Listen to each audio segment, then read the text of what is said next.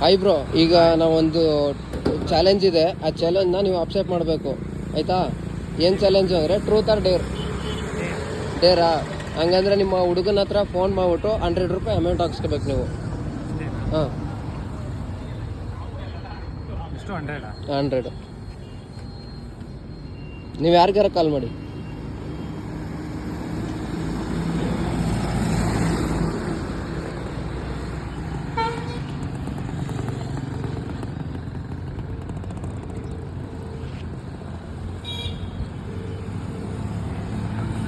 ಏನು ಮಾಡ್ತಿದ್ಯಾ? ತಿಂಡಿ ಈಗ 100 ರೂಪಾಯಿದು ಹಾಕ್ತೀಯಾ?